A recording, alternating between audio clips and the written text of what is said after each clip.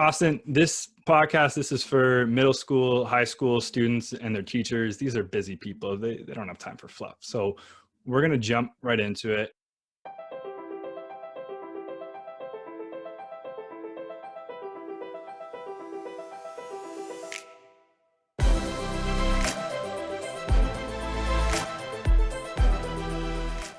And we start every podcast with the same question. It's a question that our listeners want answers to.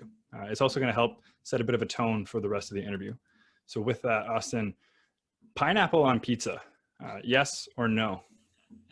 I'm actually a no on this, but I use it in as an analogy for something that we talked about in the pre-show, which is finding your passion. And I won't spoil it yet. Maybe that'll be a little teaser. But For me personally, I'm a no. I think it has its benefits, which we'll get to.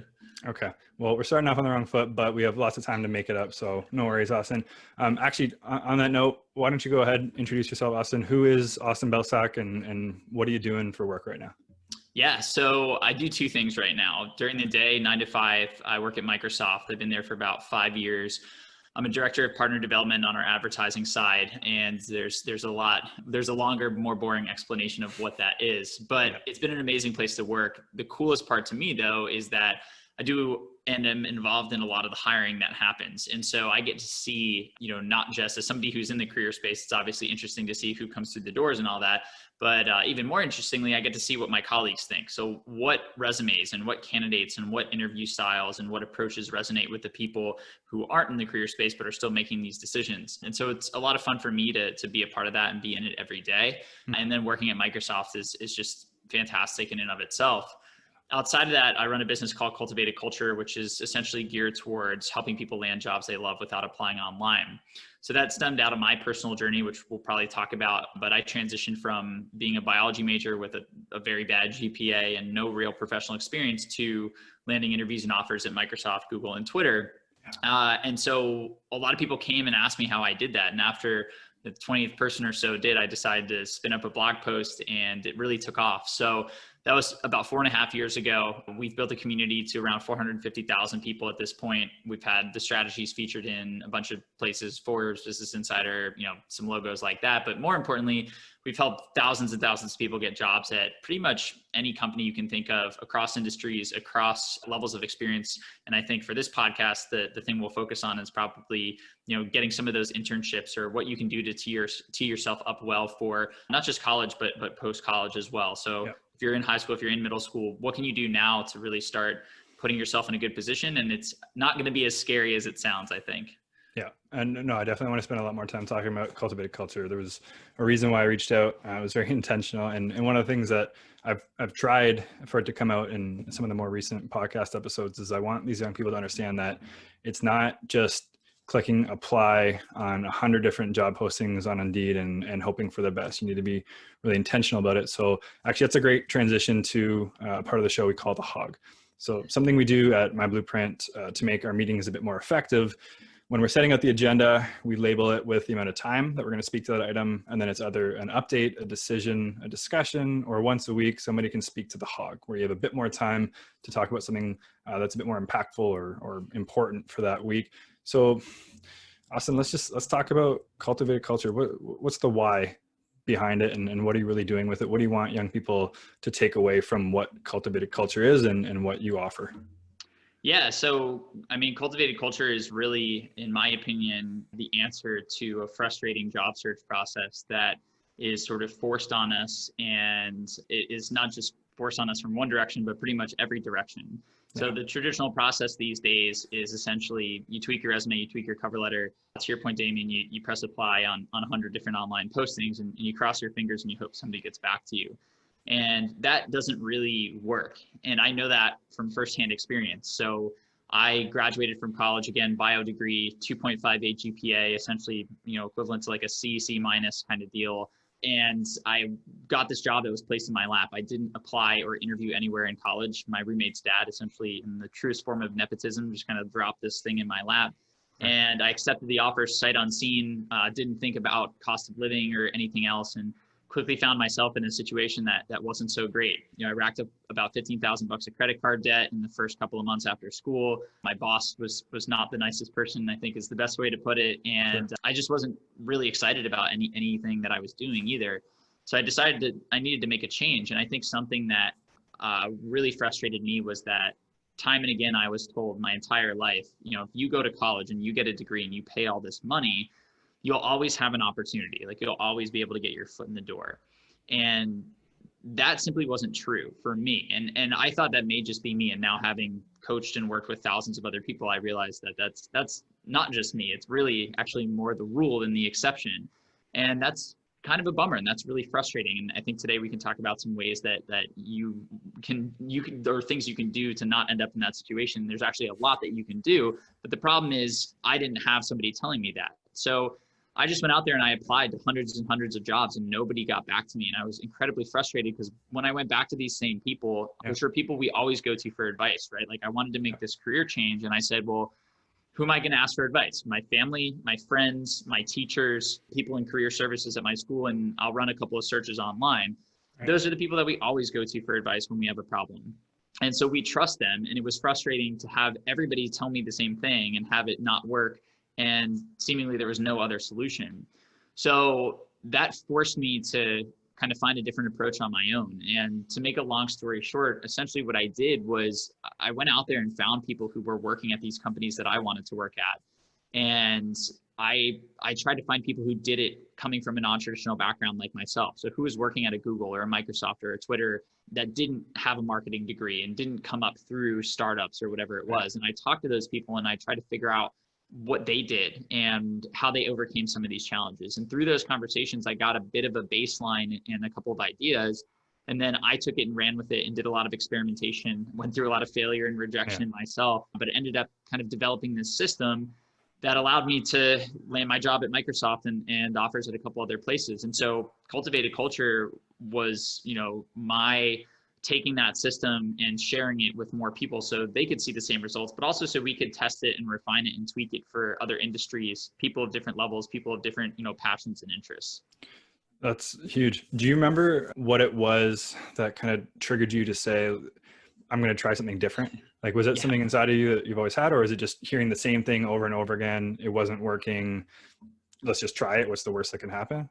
Yeah. So I was like pretty opposed to doing something different, mainly because a whole bunch of reasons. So I am naturally more of an introverted person. People are always surprised when I say that, but I've sort of taught myself to navigate through the extroverted world and what it means to be on a podcast or putting yourself out there. But back then, very far from where I am now. So I didn't want to network with people. I was terrified of reaching out to strangers. I had a lot of social anxiety, and that's still something that I deal with now. And that combination made it so that I really just wanted to follow the structure, right? And I think a lot of us do. Like, processes are in place for a reason and they should work. And this one wasn't. So I specifically remember after, I think it had been about 6 months, I had applied to 300 places. I hadn't gotten an interview. I hadn't gotten anything. And everybody was just telling me to keep doing the same thing. Meanwhile, I'm showing up to this job every day that makes me miserable. My boss is treating me like crap. I'm racking up this debt. And I just felt like totally lost. And so my job, a lot of it was driving around North and South Carolina to these different hospitals. I just remember like pulling off to the side of the road one day and just like crying my eyes out and just having no idea how I was going to get out of this hole. Right. And so I got back on the road, and that emotion kind of turned into anger. And I got home and I literally just said, screw it. I'm going to do whatever. I'm literally, my back is against the wall. I have no other options. I'm going to do whatever it takes or try whatever I can. Mm-hmm. And that's when I sent the first cold email, and then the next cold email and the next one. And it wasn't easy by any means. And that's actually when I coach people and when I see the questions and the concerns that come in when I share the stuff that I share on my blog or on LinkedIn or whatever, that is one piece that is really scary for people, taking that leap of pressing send on an email and putting ourselves in this vulnerable position to be rejected by a stranger. Right. Yeah. And so for me, my back was kind of against the wall and I had no other options, and that forced me into it. But having that experience, I know the feeling. And so it makes it a little easier to coach other people through it. But yeah, that definitely wasn't something that just came naturally and easy to me. That's huge, man. Well, first, congrats on being able to do that, because it's, you know, it's not easy, especially like you were saying, when we're younger, we're growing up, we're told to listen to adults, we're told to listen to the people who are in that field because what they're doing is tried, true, and tested. But that's not always the case. And especially these days, more than ever, some things need to be shucking up a little bit. A big part of the reason we do this podcast is to highlight some of the more important skills or competencies that people are going to need to develop to get to where they want to go. And you just touched on a lot. You touched on empathy, knowing that feeling, being afraid to hit send on that first email. So being able to relate to the people that you're coaching, and obviously perseverance. So there's no real eloquent way of kind of summing up what you just said in my head anyways. But on a previous podcast, we talked to somebody about the fear setting exercise that Tim Ferriss talks about from one of his TED Talks. And especially when you're younger, but I think it's just true for any stage of your life, do something like the fear setting exercise. Just Google it. What's the worst that can happen? You know, you're saying, you're in a job, you hated it, is at the point where it was bringing you to tears. Take a shot, send that email, reach out to that person. Only good things are going to come out of it in a situation like that, right? Or at least you'll learn from it and then be able to iterate on it, right? That's huge. Yeah. And I love that you mentioned the fear setting exercise. 4-Hour Workweek is probably the book that, if you mentioned the story that I remember, you know, if you asked me what book kind of I would go back to that kind of changed things, it would be the 4-Hour Workweek. Right. And I've actually found, and I've worked with a lot of coaches and stuff, especially I talked about, you know, the social anxiety piece. For me, one, I think it's healthy to talk about that stuff. But two, I've also found that when I'm feeling anxious about something or nervous, if I kind of write down and I say, you know, what's the story that this nervousness or this anxiety is telling me? Right. And like, what's the worst thing that could absolutely happen if I went through with this? And like, what would I do? And if I sort of take myself mentally through that in a low stakes environment on a piece of paper, the worst case scenario, which Tim points out, really isn't that bad. Or if it is, you can back away from that thing, but usually it's not as bad as we think. And we can usually, when we're not in that scenario yet and we're planning for it, we can usually come up with a couple of ways that we would deal with that worst case scenario. And I think, to your point, that makes it so much easier to actually take the leap. Yeah. So whether it's your job at Microsoft, Austin, hiring for director of partner development, I'm sure you've hired for a few roles before, I've been part of hiring decisions, but you've also, through Cultivated Culture, I'm sure, seen more resumes than most people have in their life. Feel free to change this question, but usually the way I ask it is, let's say you have, you're hiring for a role, you have 2 resumes, they're identical on paper. What have you found over the years? Like, what's the one skill that's going to separate one candidate from another?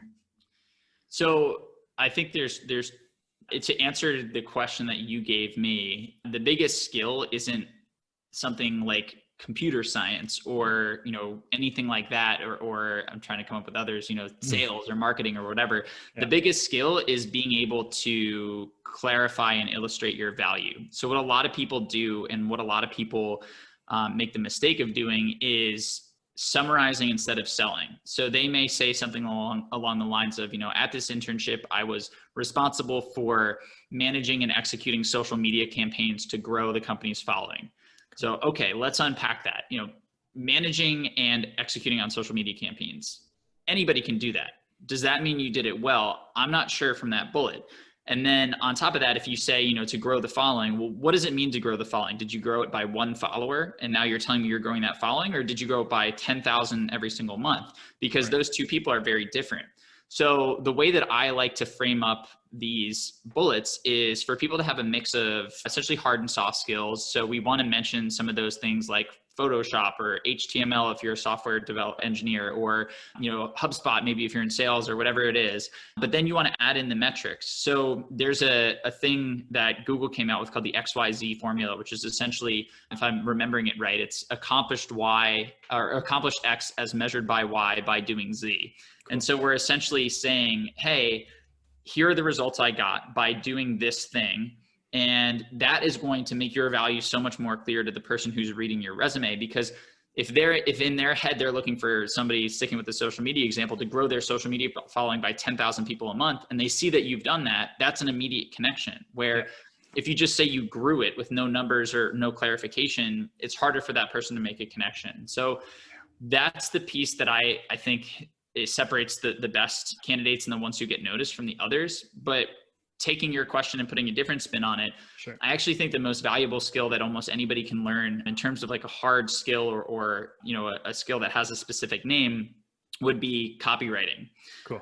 So copywriting is essentially the art and science of understanding how the words that you use when you write something influence the behavior of the person who's reading it. Yeah. So the field's been around for over a century. It's been heavily studied. It sounds like you're familiar. Seems to be blowing up right now. There's a resurgence of copywriting, right? Yeah. Yeah. And I think it's because, well, originally it started because there was nothing else, right? Like the ads were in newspapers or magazines or on billboards, and it had to be in writing. And so these people thought a lot about it, but then with the advent of the internet or the invention of the internet, we've gotten all this data. And so now we can really test and do a lot more. And these marketers have done so much with it. But in today's world, so much of what we do is written, right? So if you're writing an essay, or if you're sending an email, or if you're writing a resume, or if you're putting together a presentation or whatever it is, all that's happening in writing. I mean, even most of our communication is email or text, right? It's in writing. And so if we understand how to make our writing more effective with the end goal that we're trying to achieve, you're going to be blown away at the results. And it's really not that hard to learn. And I actually think the field's pretty fascinating because it's heavily based on psychology. It's super interesting. Yeah. I did my undergrad in a Bachelor of Arts, and I took a few psychology courses, and they're my favorite courses by far. Like I've kept some of the textbooks, but that's really what copywriting is. It's a little bit of behavioral psychology, using the right words in the right way to have someone perform a desired action. Do you have any favorite books in that? I read Cash Advertising. I follow Dave Gerhardt on LinkedIn and his Patreon group. So basically read anything he's promoting right now.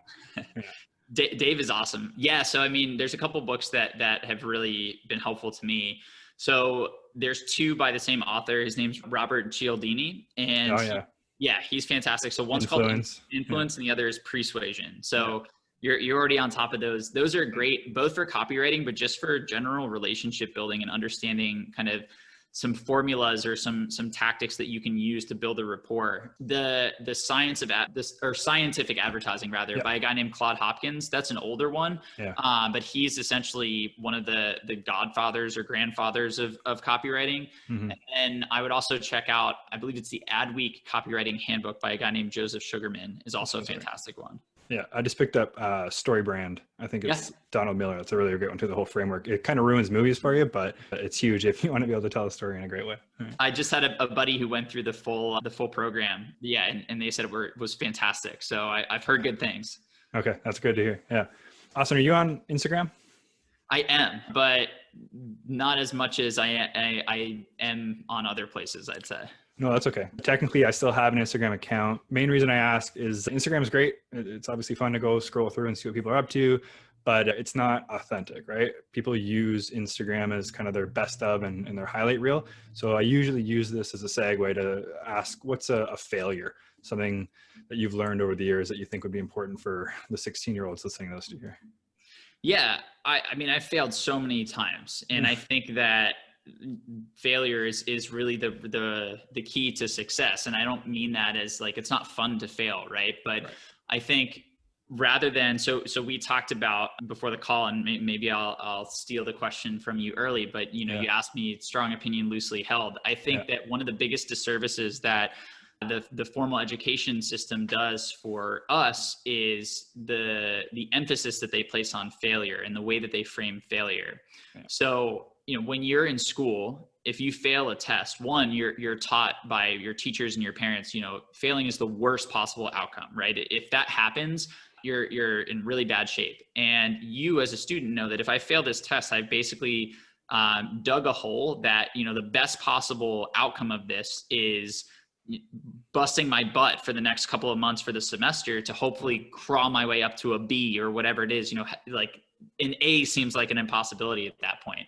And so we're basically taught to avoid this thing at all costs. But in the real world, if you look at anybody who's successful, they've failed multiple times. And really the quote is that good judgment is the result of experience, and experience is the result of bad judgment. And so every mistake that you make, you learn something from. So for me personally, first, when I was in college, I tried to start a music blog, and I put it up on this site called WordPress, and I was writing on all the time, and I got no visitors. I think I got a total of like a couple hundred visitors, but I learned how to build a website. So on the surface, from traditional, metrics, that was a big failure. It flopped, nobody visited it, but I learned a really valuable skill. And then down the road, a couple of years later in college, I tried to start an apparel company, and that fell flat on its face, but I learned how to kind of work with vendors and find vendors.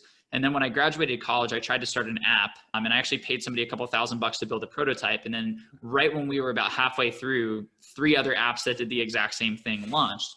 Yeah. And that was a flop, but I learned how the creation of mobile apps works. I learned about wireframing. I learned about design. I learned about all this other stuff. Yeah. And so what came out of that? Well, when I needed to transition from healthcare to tech, I went out there and I started building other people's websites, and they paid me to do it. And that was a way for me to get some experience in the digital space. And I only knew how to do that because I'd created websites for myself, starting with that music blog in the past. Yeah. And then when I started this company, Cultivated Culture, I built the website myself. I did all the marketing, the design myself. I brought on vendors. I knew how to do all this stuff because of all the failures that I'd had.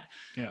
So in the real world, the people who are most successful, I think, have an action bias. Like, they may have some fear and they may be worried about failing, but they take action anyway, because they know that the worst outcome, if you go through the fear exercise, is really, hey, I learned something, I gained some skills. Yeah, this didn't work out, but let me bring that to the next venture. And school teaches us the total opposite. So I think that those are some of my failures, but I don't view them that way. I view them sort of as stepping stones that help me get to where I am today. That's so interesting that, to put it like that, because it's so true. My strong opinion, loosely held, is I think grades and tests, they do more harm than you get. You get out of school, you start spending more time on LinkedIn, and everyone's just talking about failures and how important failures are, right? Life is a marathon. So you took all those little things when you're ready for cultivated culture, boom, and everything you've learned along the way has helped you to get to where this is today. So it's a super important message, right? Yeah. Okay, let's do some rapid fires, Austin. So here's another thing I'm borrowing from Tim Ferriss. If you could put anything on a billboard, everyone's going to see it. What does that billboard say? It would just say, get started. Like, going off of our conversation that we just had, I mean, I see so many awesome people out there who tell me that they have these ideas. I want to write a post. I want to start this company. I want to do this thing. And they just end up overanalyzing and overthinking and consuming too much information instead of just getting started. And really, the time that they spent doing all that stuff, if they had just spent it trying this thing out, they would already be so much further along. And I get that it's scary when you've never done this thing before and you have no idea how to do it. And going out there and actually trying it, like, that's a terrifying thing. But once you get used to that process and you're not afraid of the failure anymore, and you're more interested in the actual process of getting out there and getting started, like, that's where the magic is going to happen. I love that. IQ, so intelligent quotient, or EQ, emotional quotient. You can only pick one. Which one is it? EQ, 10 out of 10. I think it's so important to understand what everybody else around you is thinking and feeling and the way they're reacting to things.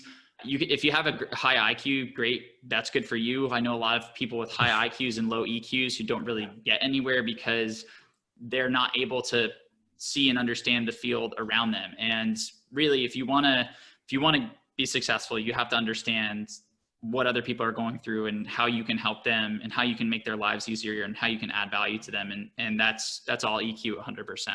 Yep. Home run. Did you have a favorite class in high school? It was in high school, it was biology, but I would say, looking back on my whole academic career, it would be psychology, for the reasons that we just talked about. Like, my parents kind of pushed me to get a degree that had job prospects. And, going back to the pineapple on pizza, I think one of the most frustrating things when you're a student is that, when we're 5, we're all asked, what do you want to be when you grow up? But you can say anything you want when you're 5. You can say you want to be an astronaut or an NFL quarterback or the next Bill Gates or whatever it is. But then that question persists as we get older, but the scope of acceptable answers narrows. And the same people who are narrowing that scope for us don't really give us any options for exploration. And that's a really frustrating and tough place to be, when people are telling you have to pick something. But then those same people, every time you bring something to the table, they're like, be realistic, or you can't make any money doing that, or whatever it is. So they're narrowing the scope and then they're shooting down all of your ideas and you're like, come on, like, give me a break, guys. Like what's going on here? Yeah. So yeah, I mean, I think that's where the pineapple on pizza comes into play. You actually have to go out there and take action and try that pineapple on pizza before you know it. Try this new field before you know what you like to do. But if you're able to do that exploration, that's going to be so important. And yeah, but to answer your question, psychology for me was the coolest class. It was fascinating. That's a great, no one's brought the pineapple on pizza back to the end of this. So that's an amazing answer. Hypothetical scenario. You're the superintendent of a school district. You're tasked with deciding one competency, one skill that every one of your students that's graduating needs to display evidence of in their digital portfolio. What is that one skill?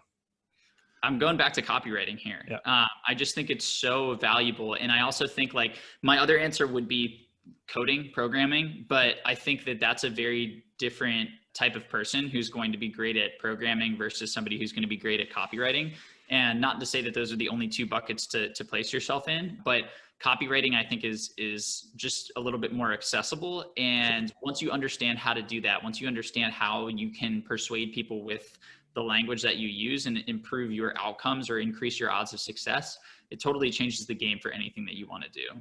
Yeah, super interesting. I mean, they're both technically language, right? One's the English language, one's programming language, but very different. There's the psychology versus computational thinking. But if you can combine the two, watch out, because you're going to take off. I can't remember where I was reading it or listening to it. It might have been Atomic Habits, and they were telling the story about Dilbert, the comic, and it was just somebody who was pretty good at drawing, somebody who's pretty good at joke telling, and combine the two. And it's when you find the intersection of those two things that you really stand out and separate yourself from the person who's really good at one thing.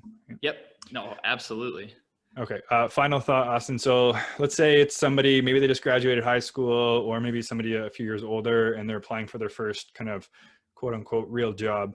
Just given all your experience with Cultivated Culture and resumes, and of course we're going to link to Cultivated Culture and all the free tools that you have on the site, but what's one tip that you can leave students with if they're applying to a job for them to stand out and get that interview? Yeah, so I would say that the best thing that you can do is find your own way to make your value clear.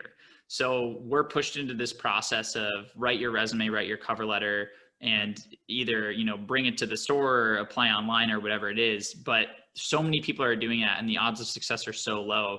If you really want to take control of the career that you have, you need to find a different way in the door. So Alex Bonians, I don't know if you're familiar with him, but he's an entrepreneur. He has this thing called the third door, which I really like. So he basically says that business and success are sort of like a nightclub. So there's the line out front that's, around the block, and that's where 90% of the people wait, right? And that's the natural structured process for getting in the door.